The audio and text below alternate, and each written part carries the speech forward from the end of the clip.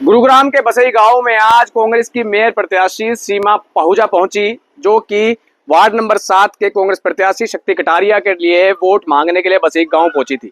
ये तस्वीरें उसी कार्यक्रम की तस्वीरें हैं, जो कि एक जनसंपर्क कार्यक्रम था, जहां पर गुरुग्राम के बसई गांव के तमाम जो लोग थे वो इकट्ठे हुए और इकट्ठे होकर के कांग्रेस प्रत्याशी सीमा पहुजा को भी अपना आशीर्वाद दिया और साथ ही साथ शक्ति कटारिया को भी अपना समर्थन दिया। पूरे गाँव का एक स्वर में कहना था कि इस गांव के अंदर अलग अलग पार्टियों के लोग रहते हैं, मगर ऐसे में जब बात अपने गांव की हो रही है तो सब मिल करके अपने गांव के लड़के शक्ति कटारिया को मतदान करेंगे।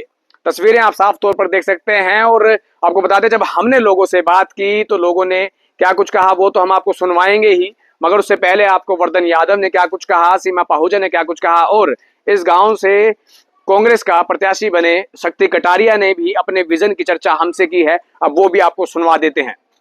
पार्टी का आपके ऊपर विश्वास और आपका शक्ति पर विश्वास पर टिकट।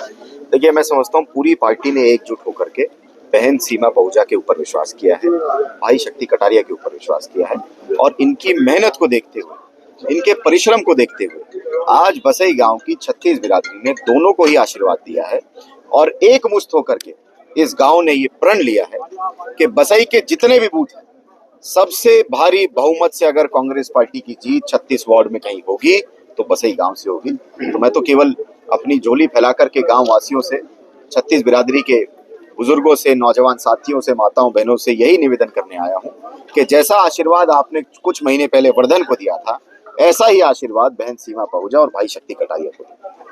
प्रचार प्रसार करते हुए शक्ति कटारिया के लिए किस तरह से देखते हैं, कितना समर्थन मिल रहा है? देखिए, जिस तरह का जन सैलाब है, उस जन सैलाब से और लोगों का समर्थन से हमें बहुत ही अच्छा जो है कि फीडबैक मिल रहा है और हम इसमें लगा सकते हैं कि जनता ने मन बना लिया है कि वो कांग्रेस पार्टी के साथ और कांग्रेस पार्टी को वोट कर गुरुग्राम के विकास में अपना महत्वपूर्ण योगदान देगी। क्या कुछ कमियां हैं जिनको दूर करने का संकल्प लेकर चल?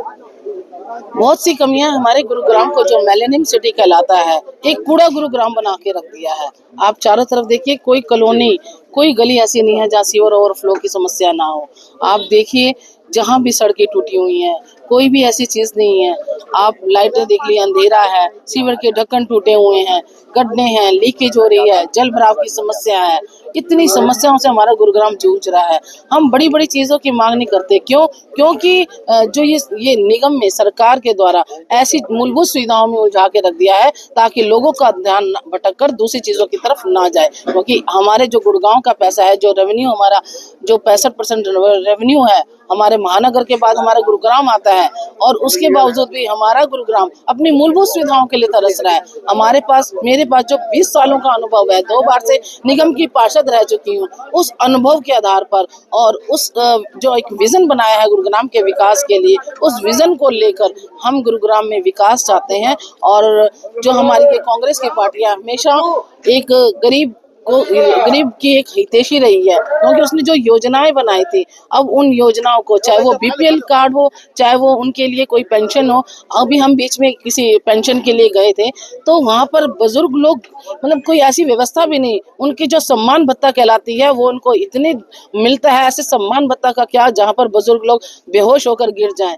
तो मैं तो यही कहूंगी कि हम सब, अगर जनता ने हमें आशीर्वाद दिया तो हम वो जनता का, जो जनता को सम्मान मिलना चाहिए और गुरुग्राम का विकास होना चाहिए, हम कांग्रेस पार्टी के साथ मिलकर गुरुग्राम का विकास करेंगे जनता के आशीर्वाद से। धन्यवाद। शक्ति भाई, आज वर्धन यादव और सीमा पहुजा जो मेरे प्रत्याशी हैं, वो भी आज आपके लिए वोट की अपील करने के लिए गांव में पहुंचे। किस तरह से समर्थन मिल रहा है? पूरे गांव ने समर्थन दिया है सीमा पहुजा को भी और मेरा आशीर्वाद पूरे गांव ने दिया हुआ है पहले से भी, और आज भी पूरे गांव का, पूरे ही 36 बरादरी ने मेरे को आशीर्वाद दिया है। कांग्रेस के ऐसे बड़े दिग्गज नेताओं के आने मानते हैं? हाँ, बिल्कुल मानते हैं इस चीज को। तो बड़े नेता जो आते हैं गाँव में, उनकी तो है। इस जनसभा में लोगों ने अपनी समस्याओं से भी अवगत कराया, गाँव की समस्या। हाँ, समस्या आप देख भी रहे होंगे गाँव की, जो सीवर है, रोड है, टूटे हुए हैं।